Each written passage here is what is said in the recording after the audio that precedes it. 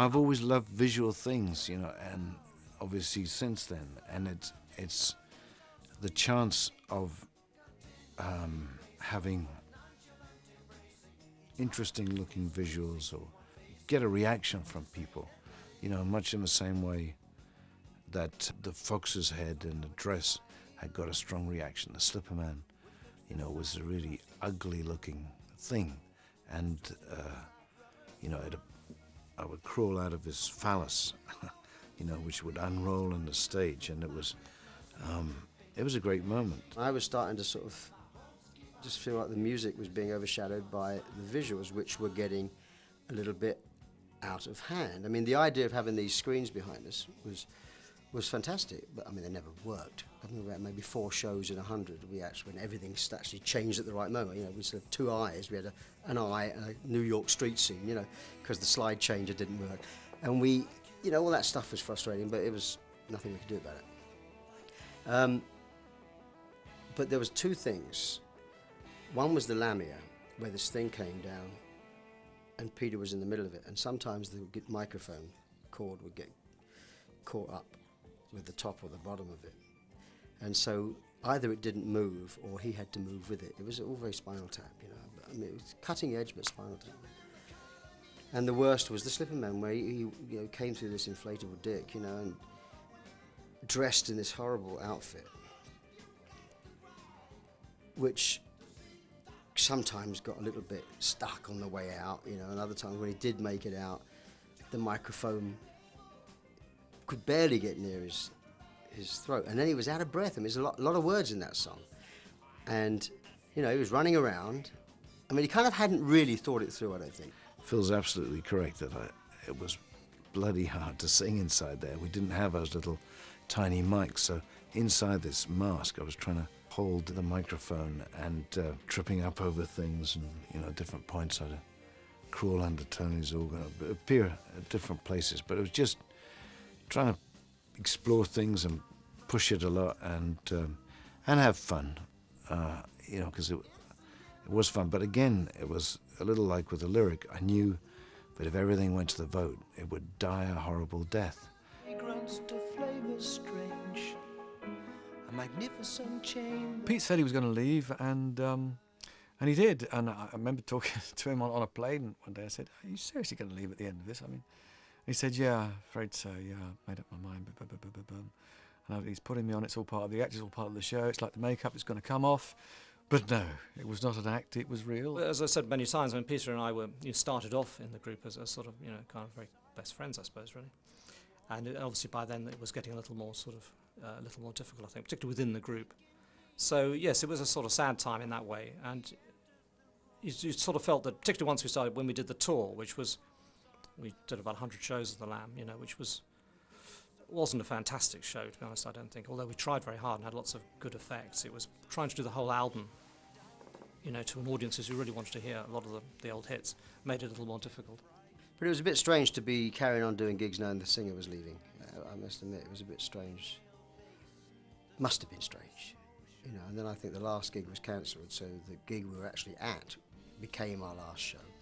So that was a bit of anticlimax. There was no kind of build-up because the next show had been cancelled because no one bought tickets. I think something happened when he left for a bit, you know, and you're in your mind you're thinking, wait a minute, this guy's got, maybe he's going to pull somewhere else, different directions. He wants to think outside the band. And so when he finally did break the news, it was not such a huge shock. We had a kind of pre-warning, you know. I just managed to persuade Tony Smith to leave his business and become a manager. Poor guy out there, suddenly, you know. The singer leaves, and I'm sure he thought, oh God, what have I done? But it became a bit of a landmark album and an end of an era too, you know, I think. I mean, you know, one of the several reasons why I left was because that I didn't feel able to control, or that I was in charge of my life, that, you know, I could just look on the calendar and see exactly where I was going to be 18 months from today, and I never liked that feeling. I have to say that there's been a, you know, sort of little rumours on and off throughout the years that because of my apparent, you know, unhappiness at Pete's visuals, that I was either an instigator of him leaving, pleased that he left so I could sing, you know. None of that is true, you know. I love Peter to this day as if he, you know, we've always been close. I played on his album, I played for him as his drummer for free because he couldn't afford a band at one point, you know. We did gigs when he was routining the third album. I love the guy, you know. I mean, went to his wedding and you kept in mind. I mean, we all get on great, but I've always felt very, very close to Pete. And I was very sad when he left, but we had to get on with it. And I didn't want to be the singer at all because I was the drummer. And by that point, I was a very good drummer. So why would I want to sing? We couldn't find anybody else. So if we couldn't find anybody else, that was the end of it. Or have someone that didn't really make the grade, you know. So bit by bit, I ended up doing the singing. And but you know, people always take the short story. You know, they take the shortest route, and they think Phil's the singer. He's had to go at Pete. He wanted him out. It's bullshit.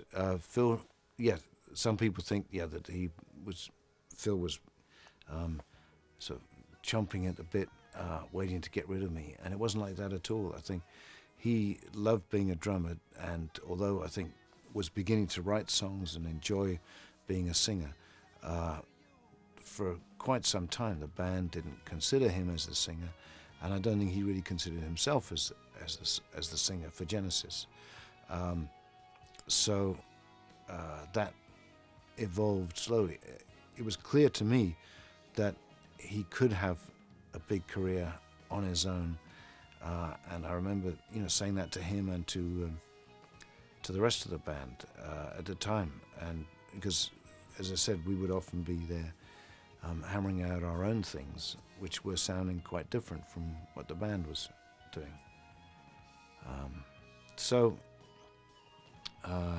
Yeah, it wasn't. I never had the feeling that the band wanted to get rid of me at any time, and I think because we started the tour for the Lamb and that, you know, got great reactions, people were hoping that, you know, things would all heal, and then we got to the Midwest of America, and it just got too much for me, and I just knew that I was drowning and had to head up for air.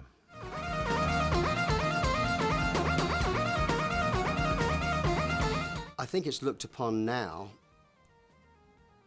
like in the same way that James Dean, you know, only made 3 films, I think, 4 films, but I mean, everyone thinks he's a wonderful actor, and I think everyone looks back at The Lamb with a lot of reverence, but they didn't like it at the time.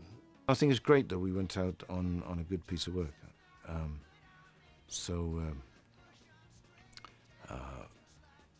And there was never really bad feeling with the individuals. I mean, we had, like any sort of divorce, there was difficulties, but you know, most of what they wanted, I was prepared to give them, including extra touring time and my tape archive, you know, most of the equipment and stuff. And so it was, at that point, I think they were worried whether they'd be able to continue without me. And clearly they were much more successful without me. So there was actually no real issue, but I think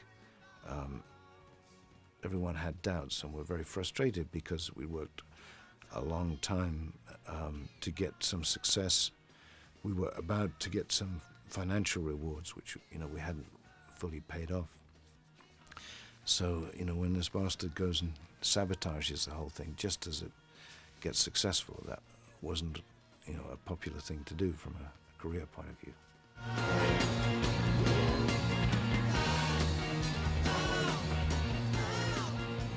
I think it's quite a difficult album. It's very dark and quite dense.